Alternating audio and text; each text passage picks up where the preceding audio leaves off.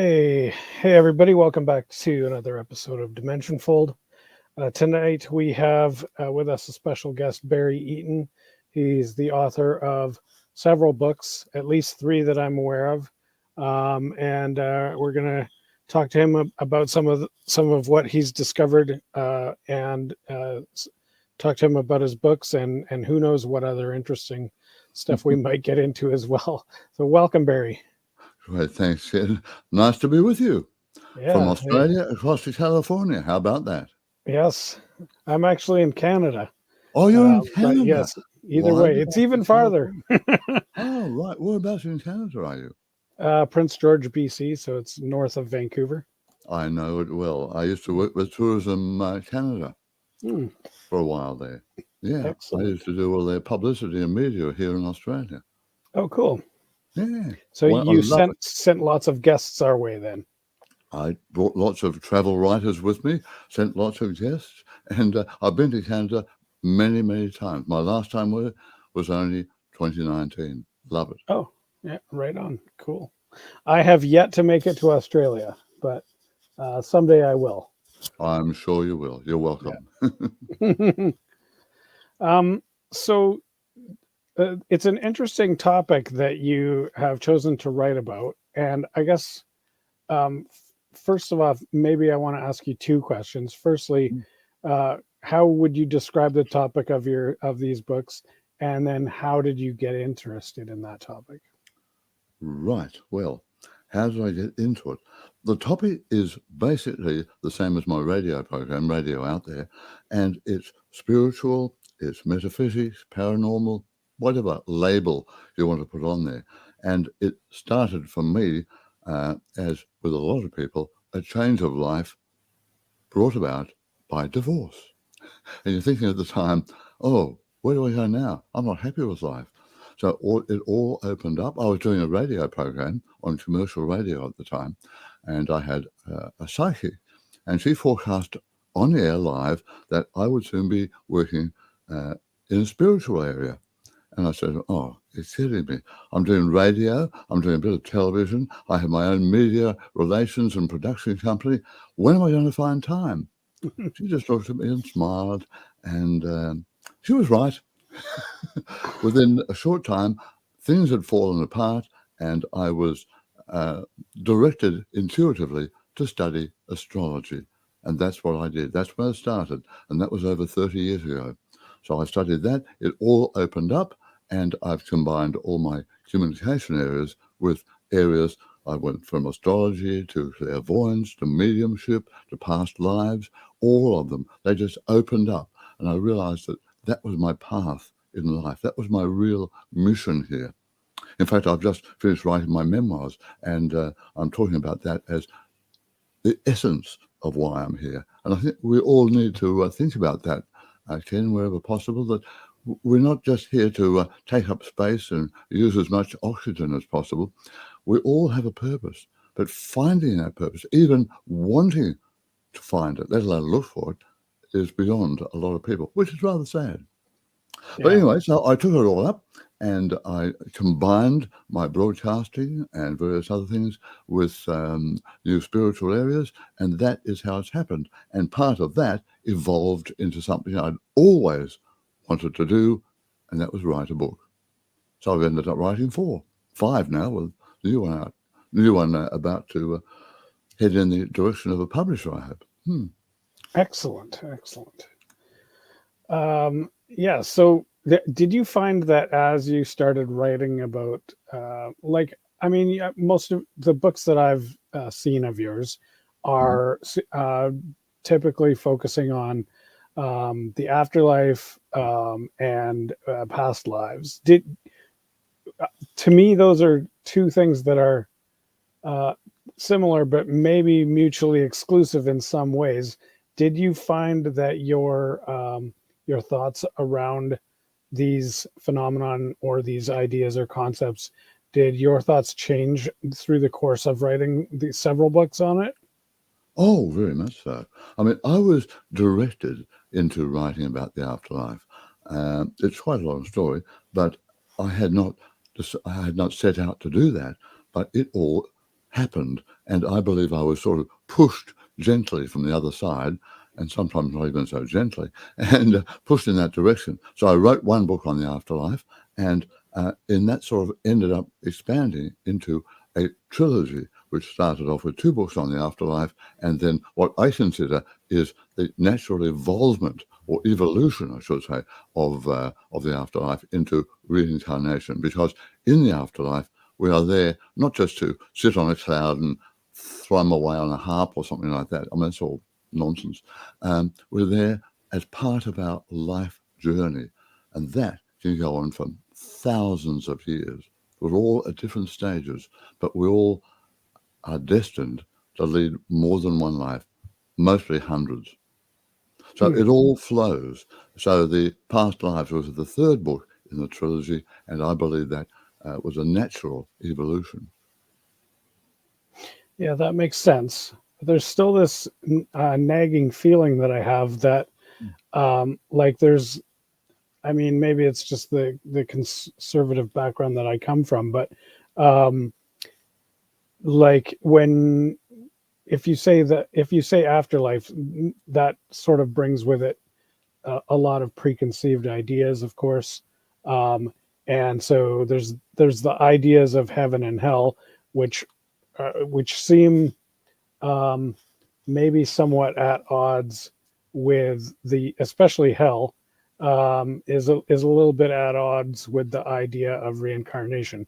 And I know that you can rectify those ideas, and many people have. But there's, I guess, how do you feel that there um, is there a dichotomy there or not? Well, let me start off by saying there is no such place as hell. Forget it.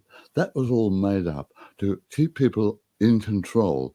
And, governments and politicians and churches and everybody have tried to keep people in control for thousands of years. So that's it. Do what we tell you, or you'll go to hell and you'll Yeah, suffer with demons prodding you into flames for the rest of eternity.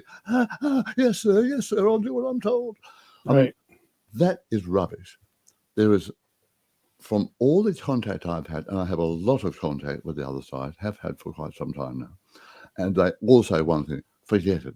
There are many different levels and spheres in the afterlife, and the lower spheres are where we go once we can't expect something like Hitler or Stalin or a few others to end up in a lovely spot with a beautiful home overlooking the water and a retinue of people looking after them and all saying, "Oh, aren't you a nice person?" No, they have to face up to what they've done, and there's no judgment, but we all judge ourselves when we get over there.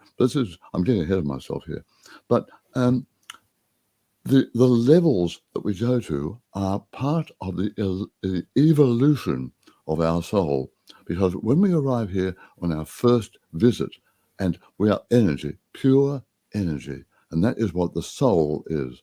The soul is energy with a spirit wrapped around it, and it takes a vehicle, which is the human body. The soul attaches itself at the heart level, the heart and soul, and then we have an experience. Now, when the body has had enough and the body is right to go, the soul knows that and says, okay, it's like, trading in your old car and it won't work much longer. It's too old. So, okay, all right, I'll trade it in. So we trade in the body. We go back to where we came from, which is the afterlife, heaven, paradise, the other side. Look, there's lots and lots of labels, but we come from somewhere. And energy, as you know, in the law of physics, says we cannot destroy energy. It can be transmuted, but it can't be destroyed. So our energy, which is what we really are, goes back logically to where it came from in the first place, which is the afterlife. I put it as the afterlife, all right, or the other side. And Yeah. that is where we reside. But like in our world here, there are many, many different levels. And I mean, if you go and do a lot of work and make a lot of money, you live in a nice house. If you don't, and the conditions of your life are that you live in a much smaller house or not even a house at all with a lot of people these days, then that is part of what you are going through right now. But it's a continuing story, and it's where we are at any given time in the evolution of our soul is where we are when we go back to the afterlife. So forget hell, no demons, no prodding, no eternal flames, none of all that nonsense, but we go back and we're given another chance to come back again. And that is where reincarnation comes in. We don't just get one chance. That would be crazy, wouldn't it? Think about it. One chance. Look at all the people in the world. Some of them are born with a silver spoon in their mouth. Some of them with a gold spoon in their mouth. Others born into abject poverty. Where's the balance? Where's the sense? Where's the logic? No, but if it's part of everything that we have to experience on our earthly journey and onto other worlds as well, this is only one of many worlds. Only one. And we evolve into various worlds. I go into that a lot in my book, Past Lives. So we're starting to drift off the main area here. But do you get what I'm Yeah, alluding to yeah. at the moment? So No, first and of all, we get hell. yeah, well, I mean, that's the conclusion I came to as well when I started reading the Bible in Hebrew. And I was like, there's no mention of hell in here at all. So you don't hear about hell in the Bible until, well, I guess the Apostle Paul is the first guy who starts talking about it. And everything that Paul says is drastically different from everything that came before him. That's right. So you really have to wonder what he's talking about and where So he was got he his an activist? information. Yes.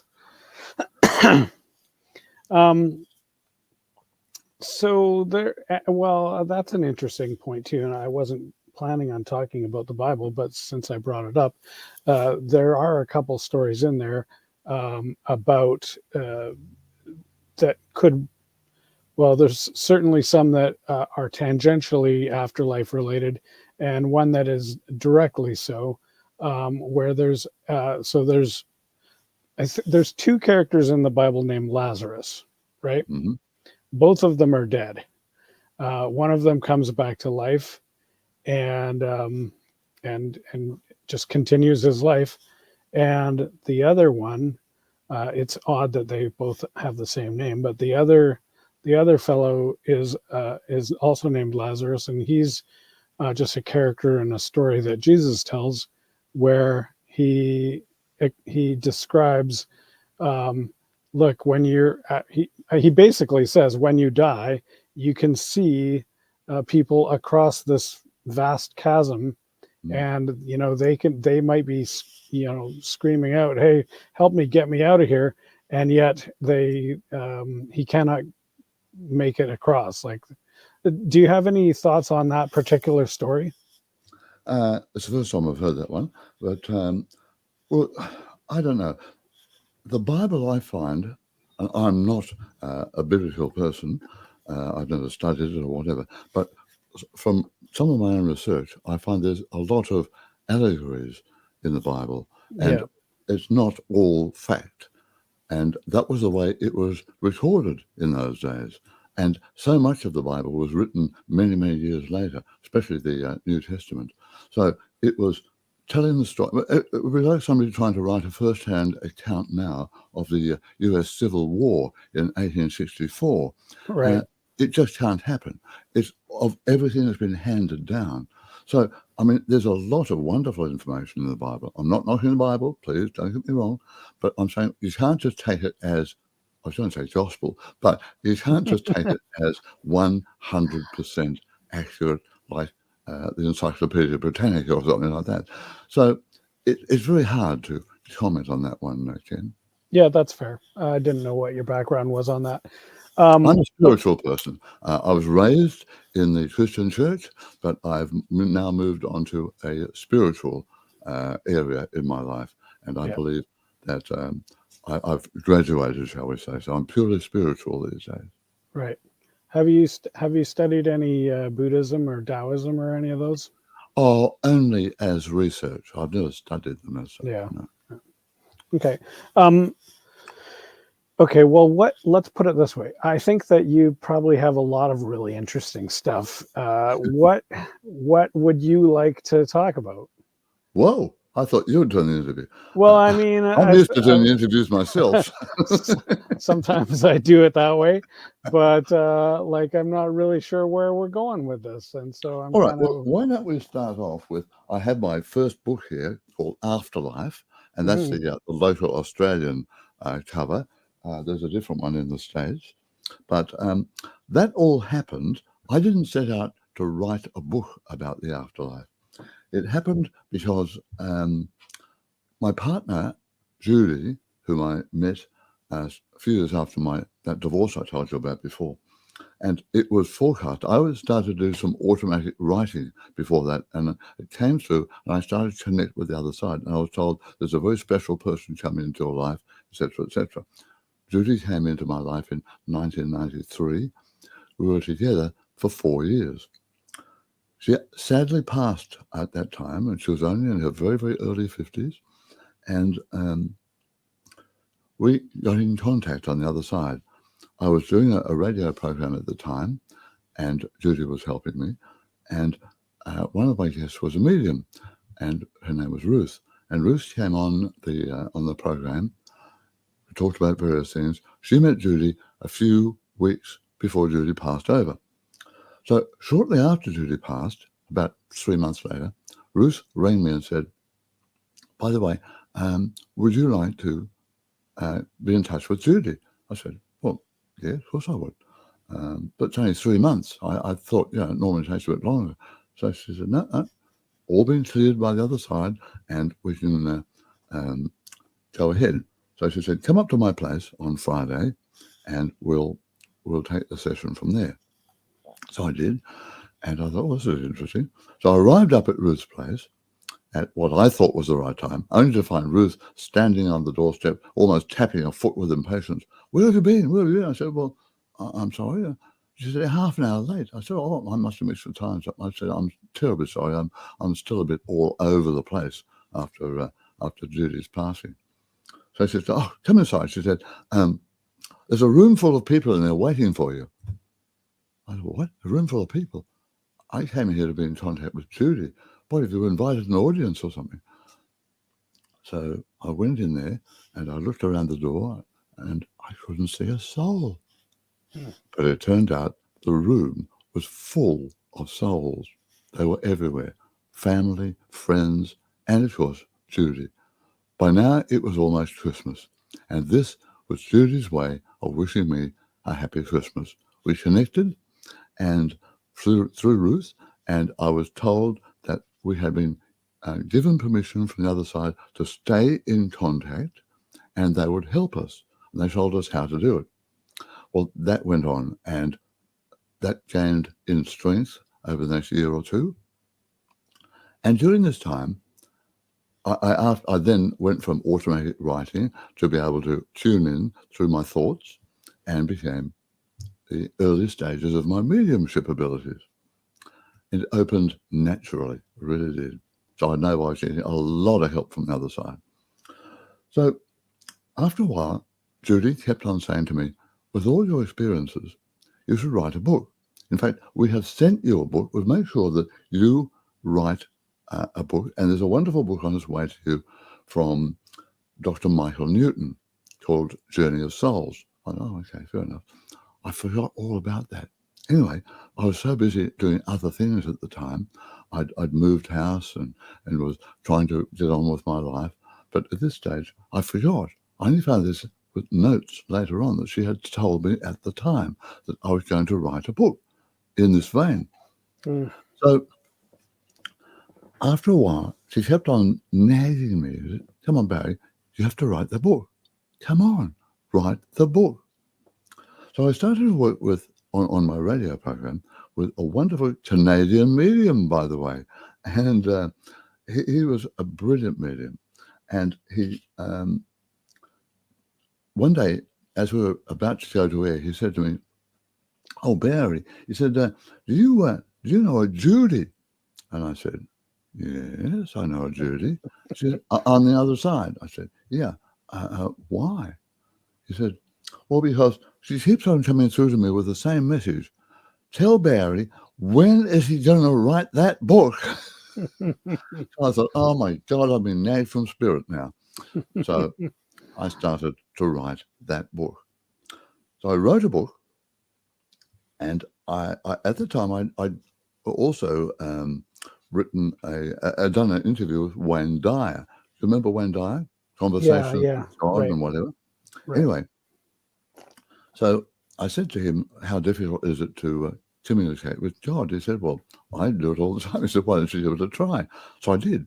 And I found myself, I was in connection. I'm not saying it was God, but I know it was somebody quite, shall we say, a divine presence, whether it was angelic or what, I don't know.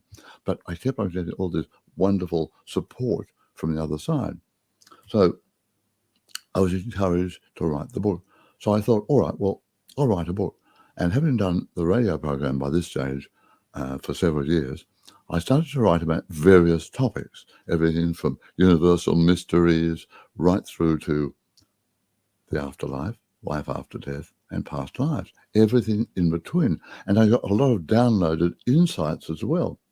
So I put all that together and took it to a friend of mine who was she was actually the book editor on my radio program, but she'd gone back into publishing at the time to a wonderful independent publisher he called Allen and Unwin, the top independent publisher in Australia. She was there.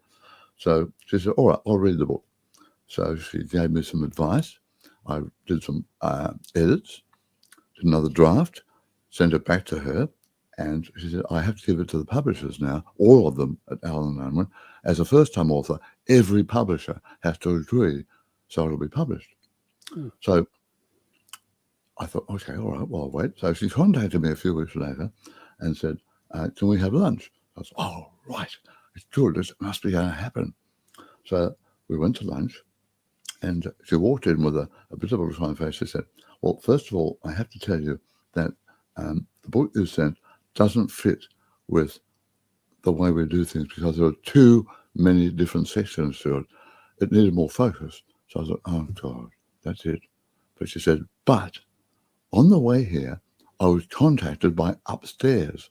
And that was the way that she regarded people on the other side. She called them upstairs.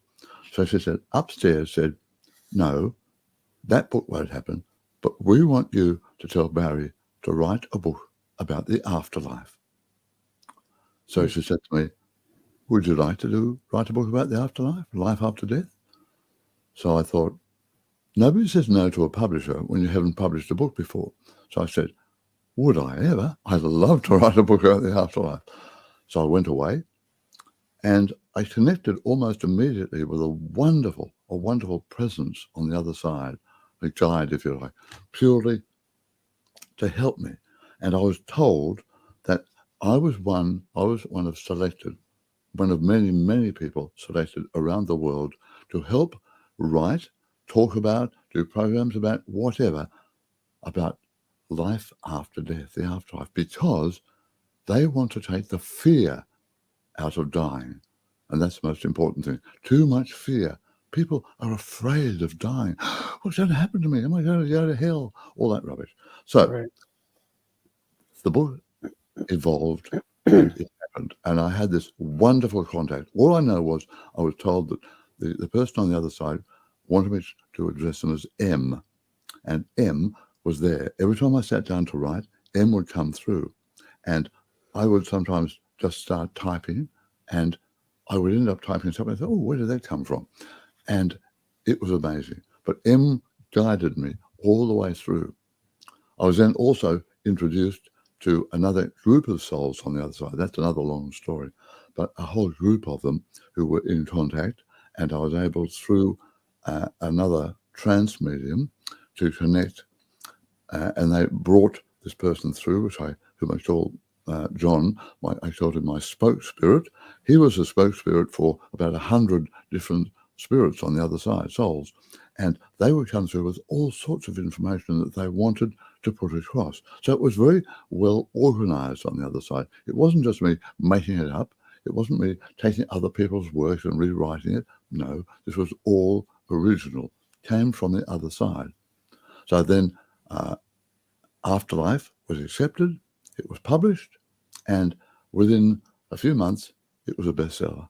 So I know that I was helped, guided, and pushed and prodded from the other side. Started off with nagging, it went on to wonderful divine help. And that was how it all started, Ken. It's fascinating. Um, yeah. So, like, what do you think it's like for these? Like, why? I guess, like, when you were explaining that, I'm kind of envisioning these these entities. Let's just say these souls as like they um, especially how you were talking about a spokesperson and he's working with a this other group of individuals. So it's like it almost sounds like they're like working for a company that has some kind of agenda that they are trying to get, a project that they want to get done, which And why is not? you writing this book. And it's like, okay, that's like, I've never thought of it that way before. um, that's really interesting though. um, All right, but let's think of it as a company. And why not? Who's the head of the company? Who's the CEO? Well, the big fella. yeah. God, the Yeah. source, the creator, whatever label you want to put on him or her or both. So why not? The company there has all sorts of representatives, middle management. We have angels. We have wonderful evolved souls, ascended masters. So many different areas, so many different levels within. It's like a huge organization. Hmm. And it boils down to us here, and they are helping guide us in many ways. They want to help us. They want to be able to take that fear. So, yes, I was one of the people being used, if you like, or motivated or inspired or whatever word you want to use. And as I said before, I'm just one.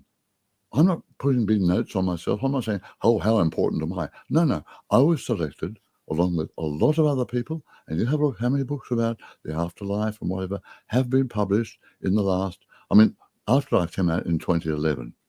And since then, in the last 13 years, there have been one heck of a lot of books come out, a lot of programs coming on to radio, TV, a lot of information circulating.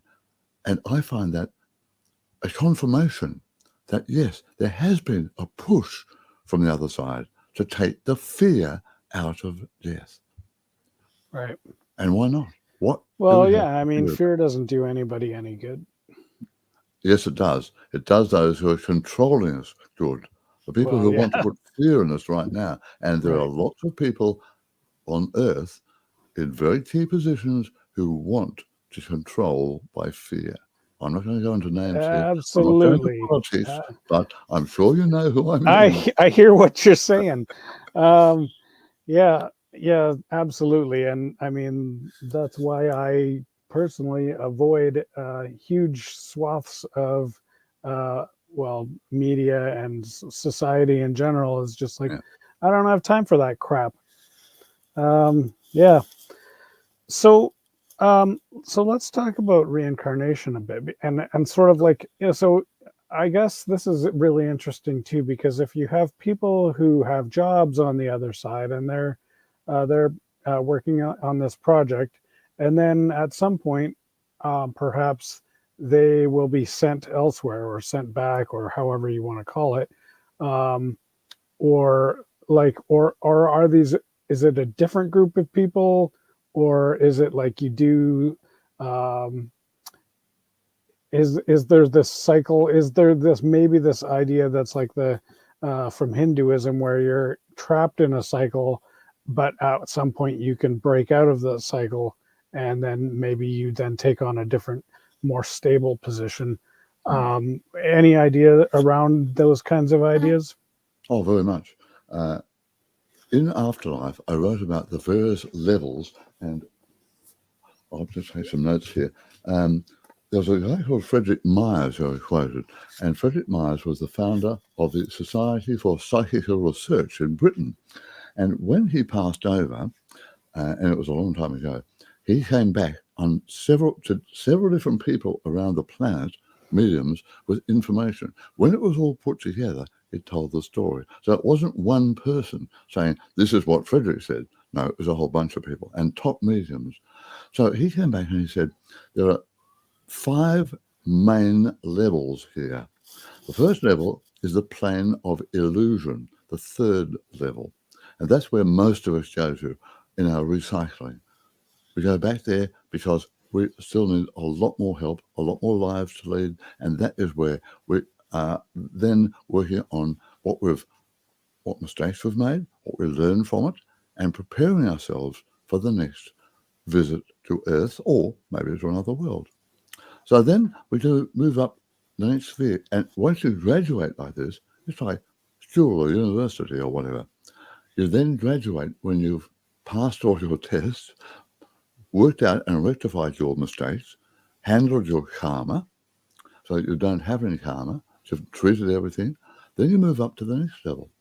The world of idealized form was what Frederick Meyer called it. And this was the 4th level there.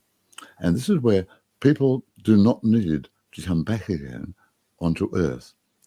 They might come back here as a guide, they might come back to be able to help people, but they don't have to reincarnate. They don't have to lead more physical lives. Now, the world of idealized form, we are graduating, growing, learning, evolving even further. So once we then, and it's not as if you sit for exams or whatever. No. As you evolve, it's a natural evolution. So then you can find yourself in the next level, according to Frederick Meyer, the plane of flame. And this is where we are basically flames. And we are then existing in, these are all different dimensions, by the way, because the afterlife is another dimension. But these are dimensions outside just the plane of illusion, next dimension, world of idealized form, then the plane of flame, when we are flames. And we can exist on planets like Venus, where people say, well, you can't live on Venus because it's the temperature, the flames, the heat, the whatever. Well, yeah, you can if you're a body of flame. After that, it's the plane of light. And this is for very, very evolved souls. And after that, the plane of the spirit realm. And that is where the source, that is where God's domain. Once you're there, you're just reintegrated into the source. Because we all come from the source. We all start off as part of that energy, and we all hive off. And that's where we start our soul's journey. Maybe it was 10,000 years ago. Who knows? Maybe it was on other planets. Everybody's story is unique. But that is basically what happens. And when we're over there, getting back to past lives here, we don't, as I said, go back there and after you finish your life, they say, okay, right, Barry, you're coming back. Okay, here's your harp. There's your cloud over there. Off you go. Bye. Have a nice time. No. First of all, you start to meet with your guide meets you, and then you go and meet the council of elders. Now, you might meet 1, 2, 3 people in council. You may meet more, depending on your evolution. They then take you back and show you aspects of your life. It's like at the end of a sports event, end of a football game, okay? Coach says, right, okay, guys, we're going to sit down here now and look at the game. Now, this is where we made that mistake. Now, we can't do that next time. And that was really good. Keep that one in the game. But no. And that was a terrible mistake. That was dreadful. That has to go. So that's what happens. And we are helped. We are not judged. We are not turned around and sent off into hell. Right. As I said, there's no such place. But the Council of Elders then say, okay, this is what they show you, and they show your effect on other people. And it's up to you. You judge yourself. You then go away and are helped to understand what it is and how next time you're able to work with this. Because you're going to go back again and work with unresolved karma. And that's what we do. And I know I've come back because I think I mentioned before, I've just finished writing my memoirs. And I've been told, and I know that I have dealt with certain people because it was unresolved karma with them from previous lives. So I've been able to resolve that in this lifetime. So that is how it happens. But when you're there in the afterlife, you're also helped to understand what and prepared for what your next life will be. And because they know what it is. So then when the time comes, when it's the right time, and there's no such thing as time, by the way, that's third dimensional reality. That's our limitations of time. There's no such thing as time in the afterlife. It's another Right. dimension. So even the concept of the cycling back and through is sort of flawed because that implies a linear timeline. That's right. Yeah. Mm. I can't cope with it, but there's a lot of thought, speculation, that we are living all our lives simultaneously. I find that sort of does my head in, but whether or not that can happen, I don't know. But outside of the third dimensional reality, then who knows? But we are prepared, and then when it's time, we get a little tap on the spiritual shoulder to say, "Okay, time to go back again now. So you're ready." And this is where we are prepared and helped into our next incarnation. So whether it's here on Earth, whether it's on another planet, because there are many, many, many planets out there in many different universes. This is Mhm. not the be all and end all, no matter what certain people will try and tell you. It's only Yeah. just one. Yeah. Okay. So that gave me a couple more questions here. Let's see. Really cool. So actually, I don't want to forget this one, so I'll ask it first. The when they've got so you said that there could be multiple lives happening at the same. I'll say at the same time, even though I there's didn't no say it time. could be. I said there is speculation. There, it's okay. I don't. Um, I mean, to me, that is an interesting idea Yeah. because if there are, let's say, 100 or 1,000 or 1,000,000 or however many, or maybe only 10 versions of me um, at happening simultaneously. Mm. Um, so what? So I guess I'll let me retrace my steps for a second. I sometimes wonder. Okay, well, if there were past lives, then would there be any transfer of memory from a previous to the Mm. next? Which I think is an interesting question. But now this is a different. This this model makes that question turn a little bit different because now it's like, is there any communication in real time between the 10 me's? And to me that seems like plausible because that's when I have dreams, it often seems like that's what's happening, is that Mm. I'm experiencing a different life. Okay.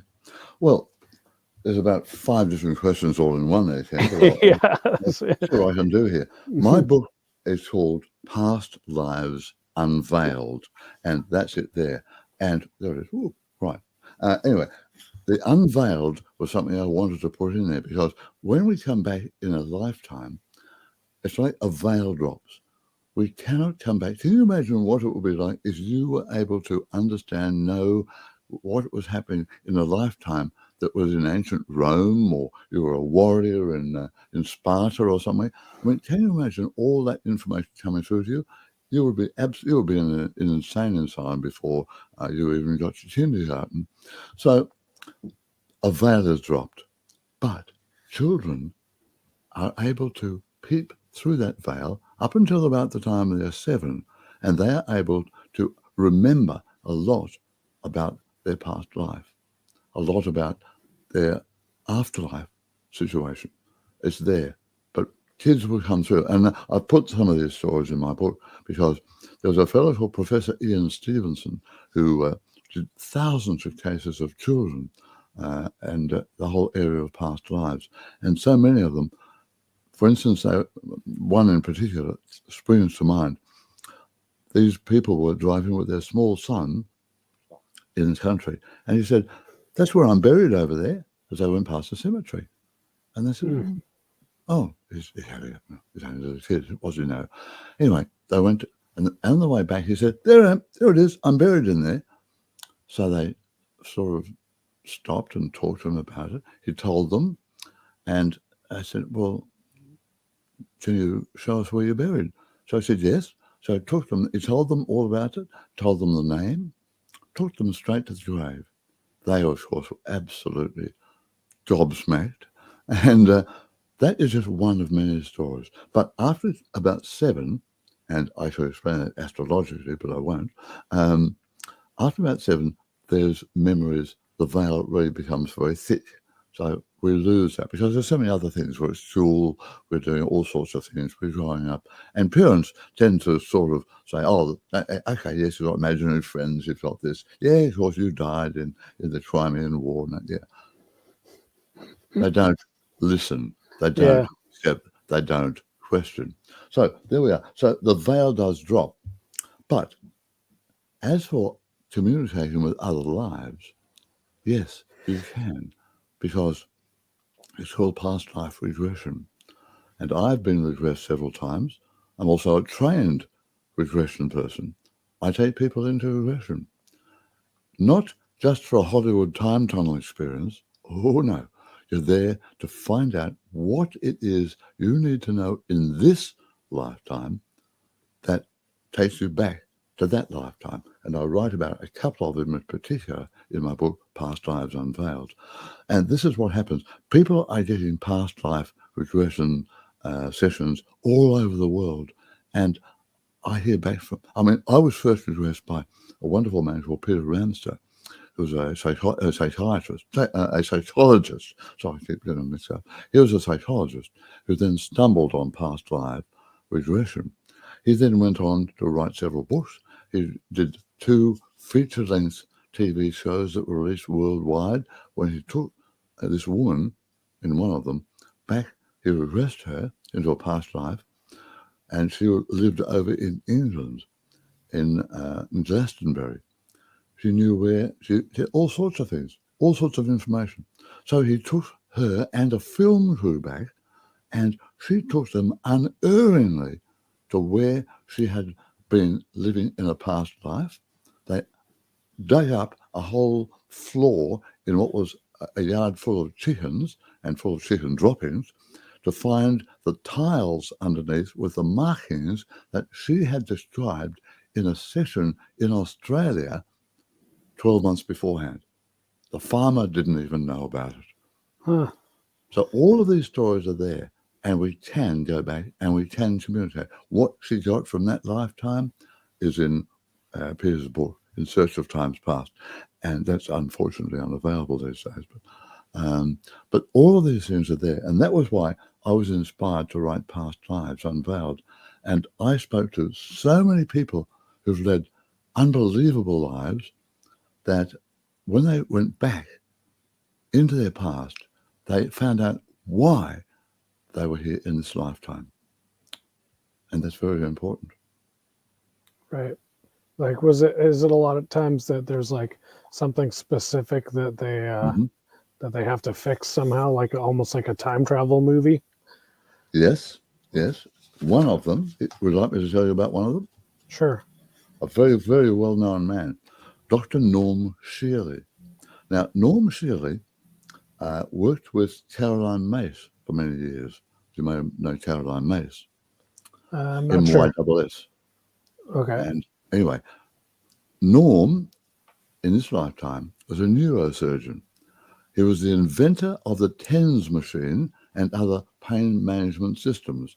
He was a neurosurgeon, and he then, on one occasion, went to a talk, and this person started to talk about this character. He said, hang on, that's a doctor in the 19th century called John Elliotson. And he said, hang on, that's me. Here is a leading neurosurgeon, and inside he felt this icy chill go down his back. He said, I know, that was me. So he was Wow. inspired to go over to England and trace John Elliotson. John Elliotson was a doctor who introduced stethoscopes to British medicine and also the use of narcotics in operations. Pain management, John Ellison, pain management, Norm Shirley, right? Never heard of this guy beforehand. He also founded the Phrenology Society, that's the brain of the organ of the mind, and he also was into mesmerism, which was an early form of hypnotism. He upset medical authorities, resigned, then the Royal College of Physicians asked him to give the Harveian oration, and his subject was, quote, the hypocrisy of science in accepting new thoughts. In this lifetime, Norm, who shared, quote, unquote, a contempt for medical hypocrisy, anonymously published a novel based on the hypocrisy of medicine accepting new ideas, and he unwittingly used material from Elliottson's Harveian lecture. Wow. One thing you cannot accuse him of is plagiarism, because he wrote both of them. Yeah. Yeah, Now, that's right. Norm is an amazing man. He's now in his early 90s. In fact, I replayed an interview I did with him a few years ago. I replayed it on radio out there just a couple of weeks ago. He is a wonderful, wonderful, and amazing man. And he's helped so many, many people in this lifetime. But he turned from being a neurosurgeon into holistic medicine. Mm. And Norm said to me, he felt that when he worked on all this, he had to come back and finish what he started as John Elliotson and correct a couple of mistakes. Right. And he said he did. So that to me is the ultimate story of past lives and the ultimate positivity of coming back again to correct your mistakes. Yeah. Well, that's really cool. I tell the whole story in my book, Past Lives Unveiled. Okay. So, Past Lives Unveiled. So I'm going to put the book up here on top of my face so people will know what to look for. Okay. And there'll be links below as well. So, Thank you.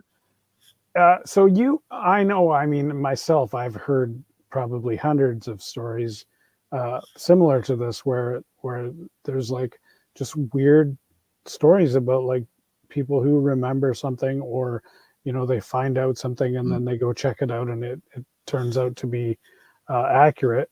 And I'm sure there's thousands of these stories, and you've probably heard hundreds yourself. So let's go back to that that timeline side of it. Like a lot of the stories you hear are going essentially retrieving a connection to a past life in the past. So historical points. Are you familiar with any stories where that same effect applied, but the other life was actually occurred in the future somehow?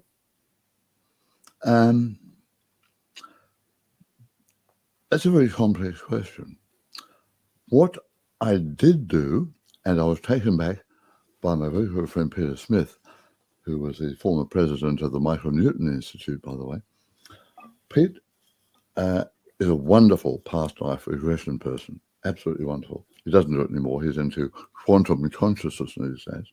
But anyway, Pete took me back in several regressions, and one of them, I've put them all in my book, by the way, Past Lives Unveiled, but one of them does fall a bit into what you're talking about here now, because he did several sessions, and one of them I ended up leaving the body and going into outer space, as it were, because Pete maintains that about over 90% of people that he's regressed over many years, and there's hundreds and hundreds of them, that most, about 90%, recall lives on other worlds.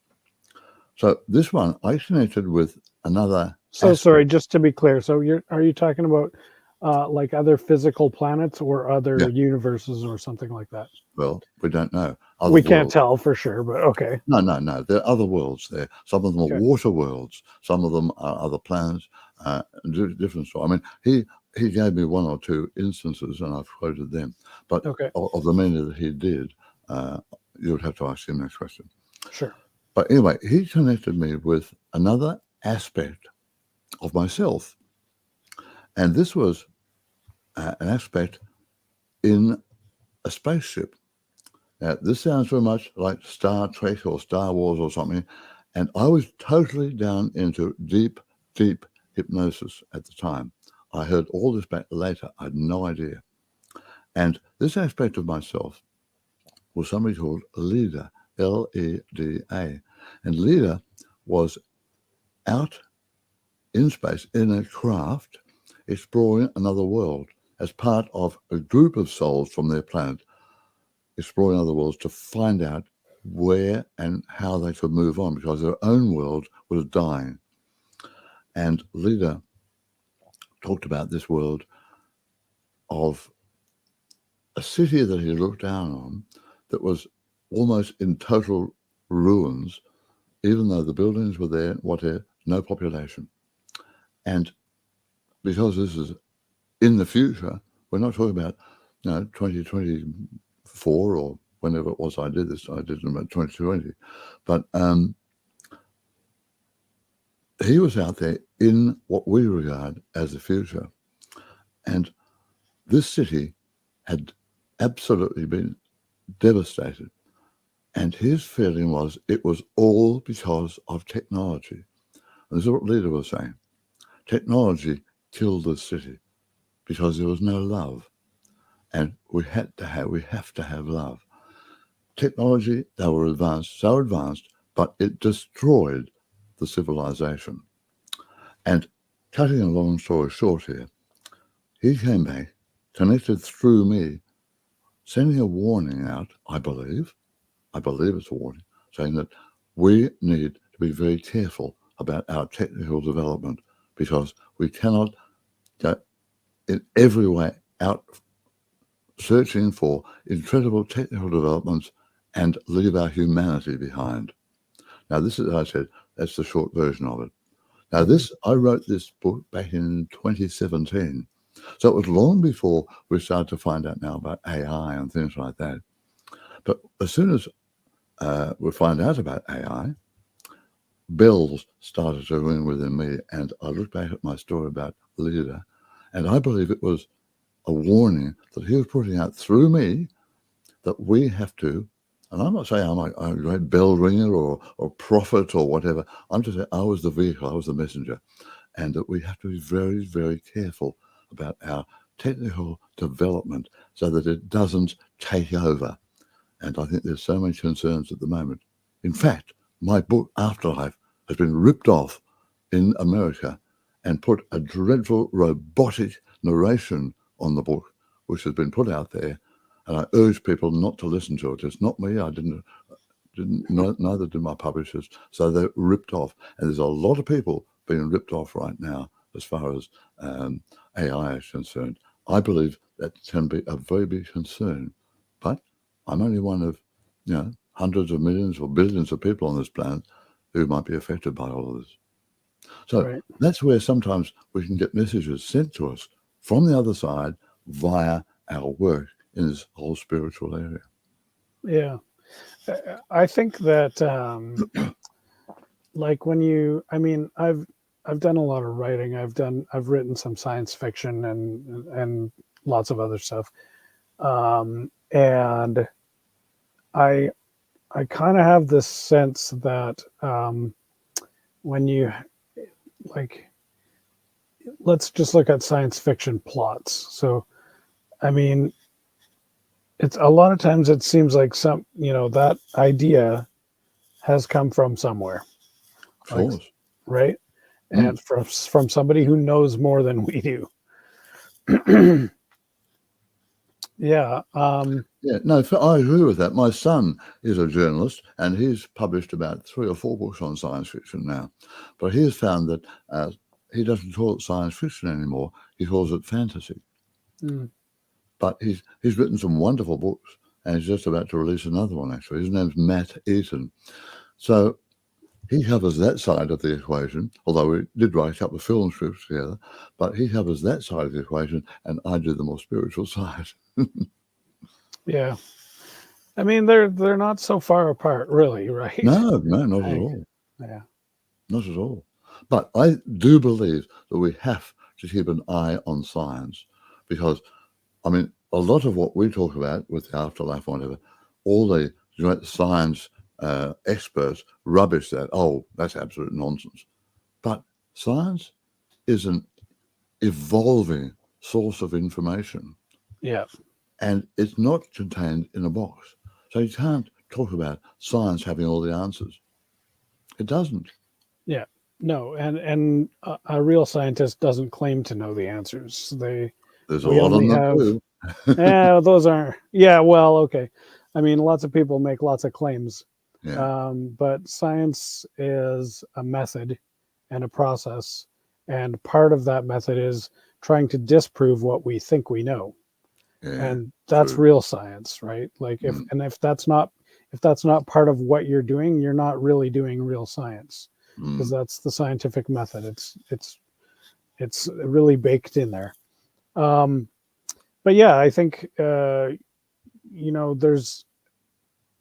it's interesting to it's easy for people to focus on science as the bad guy sometimes, and it certainly can be dangerous. And you're right. I think we do have to be careful in terms of what we're focusing on, and not forgetting about other important things, Mm, whether that be science or economics or politics or religion. whatever. All of those things can be equally dangerous. Mm, Um, very true. yeah. Very So true. I like your take on and a lot of people call it spirituality, and sort of sometimes don't know what that means, but I do, like, it's an interesting idea, like, and I think that maybe that's part of it, is that maybe it's better not to think you know what it means, because then your spirituality can fall into that rut of the scientist who thinks he knows everything. Mm. It's just as bad to be a spiritualist who thinks they know everything. Oh, very true. I don't know everything. There's no Yeah, way. I know about that much out of the entire universe, but yeah, and I'm happy to have that much. But we have to be realistic, don't we? yeah, yeah. Well, so that's, I think, maybe that's a good place to leave it. I mean, it's a Mm, good takeaway, is that we all have these grand, sort of, I don't want to call it an idea. There's something bigger than all of us, right? mhm. And you can call it God, you can call it science, you can call it spirituality. Um, I don't know, but They're all there's labels. they're all labels, exactly. And when we try to describe them, we're only describing a model that is inside our mind. Mm. Well, the human mind is not infinite. So, in order to, well, I mean, maybe it is, but in my experience, We don't use they, all of it, so that's the problem. yeah, We don't know what might be left in there that we have not even an idea of how to access. well, that's true. So, and that's a whole other interesting thing. Um, but assuming that there's a small part of reality that we have modeled in our mind, Mm, that's the part that we understand. um, it's so small compared to anything else that could be out there, and the a model uh, is only a representation of the reality. mm. So whatever you think God is, in your mental image of God, is nowhere close to what God is actually like, if there Well, is a God. I was shown an image when I first connected after I said before with the conversations of God. in my community, I asked for some kind of image, and I was shown a giant ocean of energy. Hmm. And that, I mean, to say that we are born in the image of God, people think, oh, God must look like a human being. That's why Zeus, the figure, the old man with the beard sitting in a chair, chucking thunderbolts around. No, Right. that's not the image of God. God is energy. So what are we? This is not me. That's not you. There you are. Yeah, that's not you. Yeah. Your energy is who you are. And you are a tiny, tiny, tiny, tiny droplet of the energy of Source, of the Creator, of God. Awesome. All right. I think that's a great place to end it. Our time is pretty much up here. So thank you again for joining me, Barry. It was wonderful chatting with you. And again, I'm going to put your book up here. So, guys, check out. He's got these 3 books that I'm going to flash here right after each other, and plus a few more. So go do your Google search. Check out the Amazon, and yeah, definitely support our friend Barry here. And hopefully, we'll speak again. Thank you so much, Barry. Ken, thank you. Lovely to meet you. All the Yeah. best.